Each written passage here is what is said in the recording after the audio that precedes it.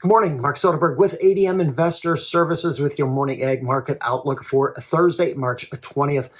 Quiet mixed trade overnight across the agricultural space. Right now, we're looking at corn half to one better, led by the old crop. Soybean prices down 3 to 4 cents. Products steady a little bit higher in the meal, down about 35, 40 points in the oil and in wheat.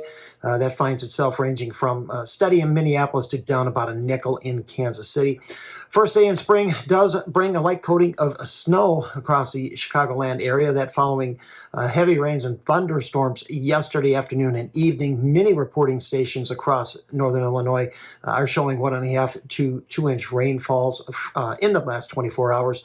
U.S. dollar is higher overnight. That following yesterday's Federal Reserve decision to hold interest rates unchanged, which was widely anticipated. Right now, the Fed seems to have penciled in 2 rate cuts this year while warning of a potential bump up in inflation and slower growth due to the impact from tariffs.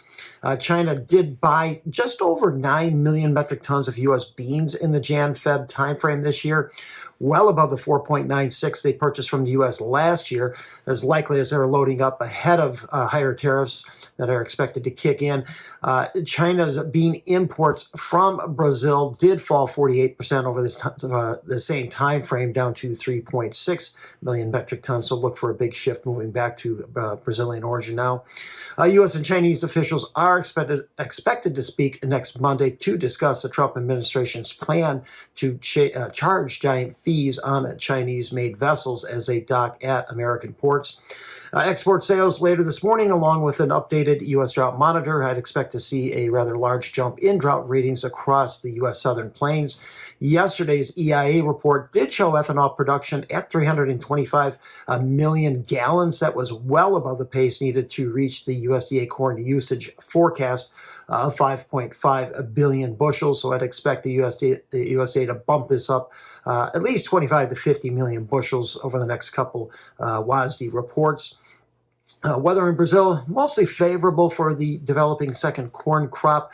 Conditions in Mato Grosso that produce about half or 50% of that second corn continues to see frequent shower activity. A little dry to the south, however. In Paraná, they account for about 15%, much lighter than normal rains recently, and that looks to stretch into the end of the month. So they will need to see some follow-up rains in April to keep conditions favorable there.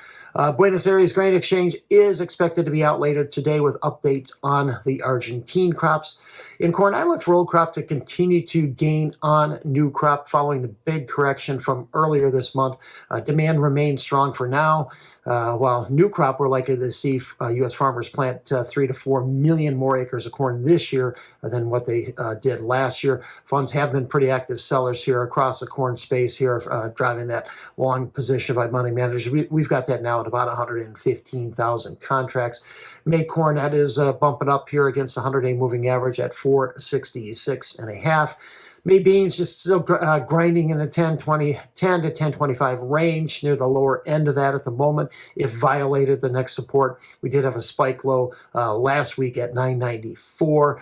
Meal prices just consolidating just under that $300 a ton in the spot May. Just really unable to generate much lift despite a pretty healthy speculative short position. We've got it now at just over 80,000 contracts. Bean oil just consolidating. Looks like we're setting up a range between 41 and 43 cents.